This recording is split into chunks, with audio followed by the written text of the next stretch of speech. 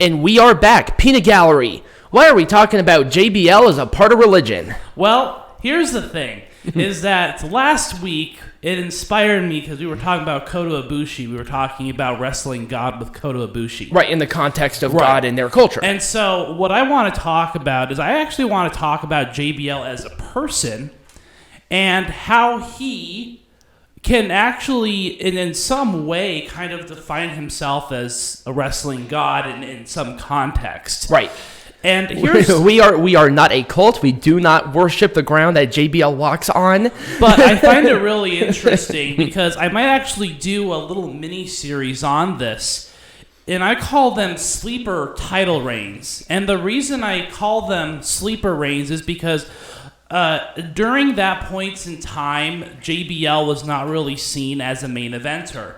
So what happened leading up to his eventual, and we're talking about his WWE Championship run that lasted between Eddie Guerrero and John Cena, he wasn't really seen as a main eventer. He was really kind of that mid-carder or tag team wrestler, whether he was part of the Acolytes, the APA, the Bruisers, any of those tag teams.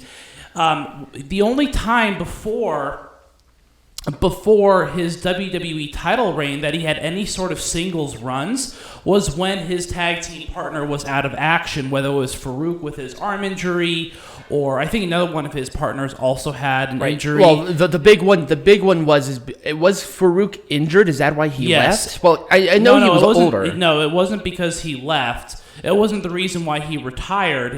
That was a later one, but that was the time when Bradshaw won the European Championship. Oh, okay. Because Farouk was injured right, and then he had that hardcore title run, and okay. Yeah. So really, when JBL ascended into the main event scene, he was a lower mid-carder. He just got off. It was just after Farouk's actual retirement. Right.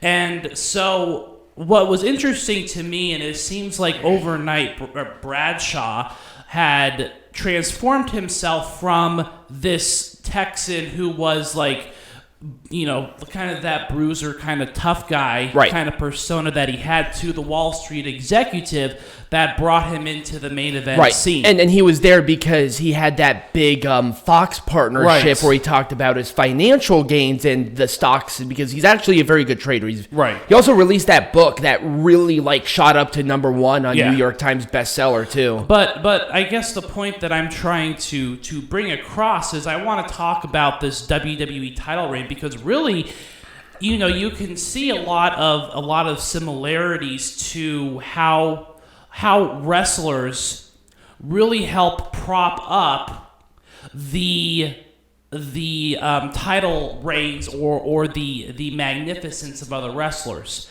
So we talk about Eddie Guerrero, and we talk about Eddie Guerrero and John Bradshaw Layfield now in his new persona, that rivalry that led to him eventually winning the WWE Championship. Right. And he took upon himself this arrogant persona. Now, the actual Wrestling God promo that he pulled was not until the end of his reign, when John Bradshaw Layfield was largely responsible for the rise of another superstar that we all know and love, John Cena. So, when we're looking at the reign of John Bradshaw Layfield as WWE Championship, you begin to understand that as a wrestler, he wasn't really main event material. He had a good clothesline. He had some good moves. But in the ring, when he was paired up with the likes of Booker T or Undertaker or Mark Henry or whoever he was feuding with at the time. Chris Benoit. Big Show even at the time. And he never had those skills that really made him that marquee kind of main eventer. Right.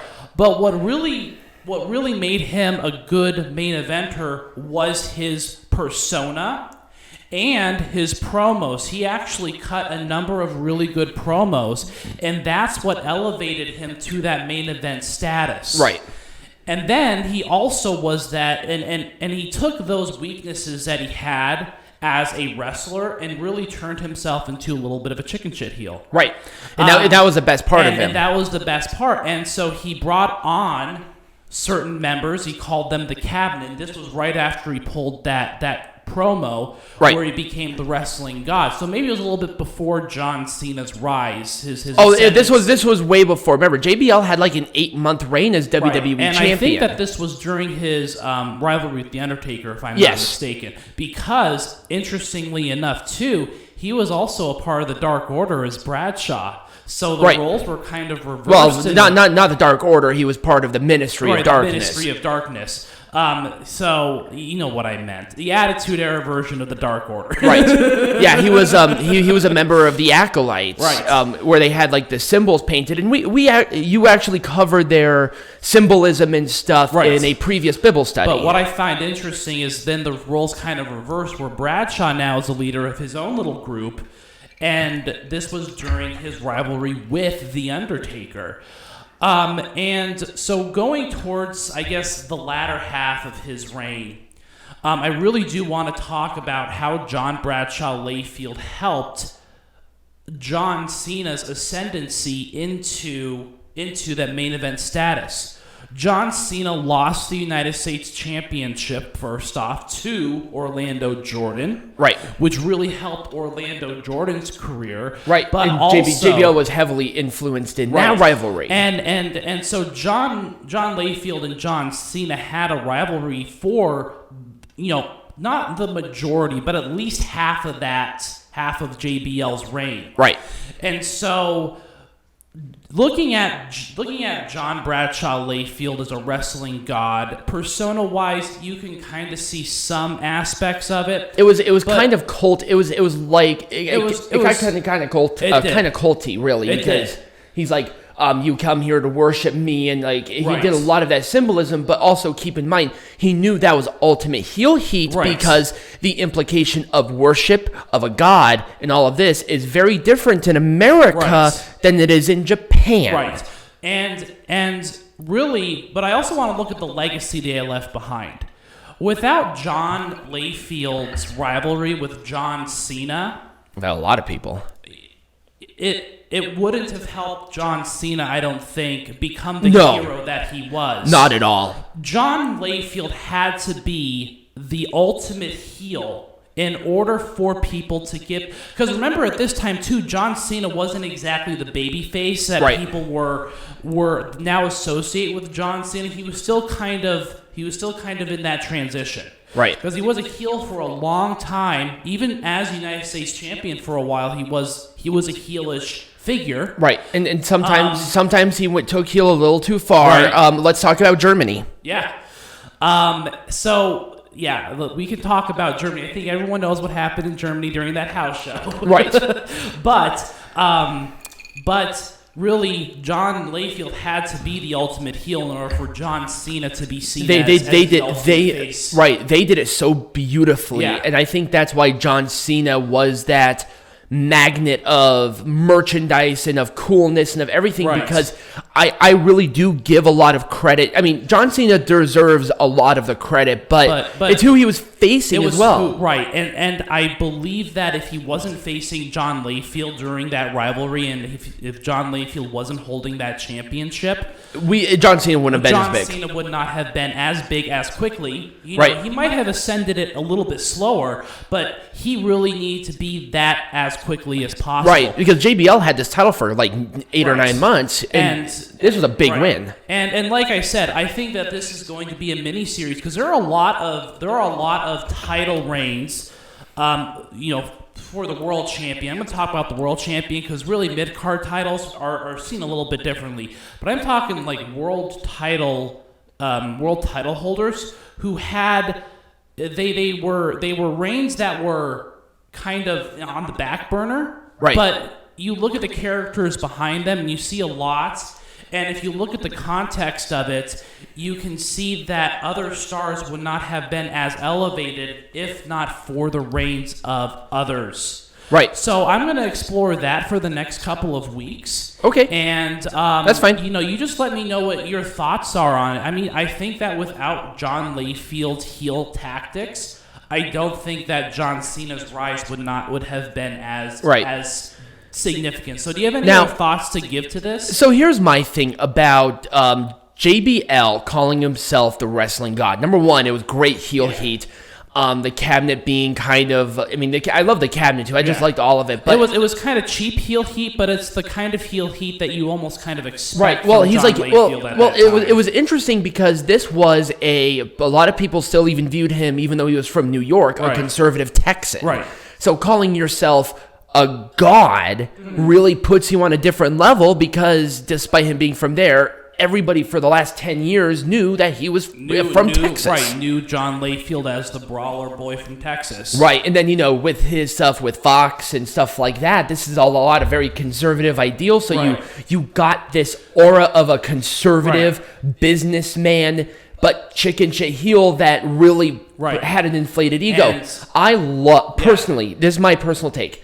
I remember, because this is when I was growing up watching wrestling, I loved JBL. Yeah. I thought that he was just the best heel, and I always watched SmackDown. Really, a lot of it was SmackDown 6, Yeah. But really, I loved the stuff with JBL. Yeah. I thought he was a good promo. He got great heat. Like, he was a heat magnet. People were not quiet with this guy. No, they were never quiet with him. And I thought, like, the brawling aspect along with that business acumen was a very good mix. But not a lot of people really appreciate John. Right. And like I said... And really, he wrestled the perfect amount of time to not expose him so much either. He only wrestled pay-per-views with really good people. He didn't wrestle on television, but you still hated him. Right. And like I said, looking back at it, when I think that design of the WWE Champion, there is a part of me that thinks JBL. JBL. That 2002 to 2005 WWE Championship, right? Yeah, no, there definitely is that piece that I associate JBL with a lot of that. Mm-hmm.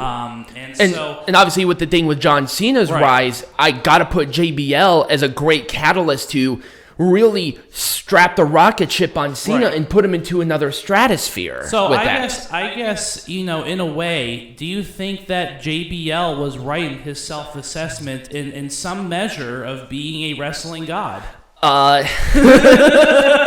Well, I think maybe contextually, I think that he can make a case for his significance, his well-earned, very much like because people look back at it a lot more fondly, and even now, if you want to look at it with calling somebody a god in the context of a hero, yes.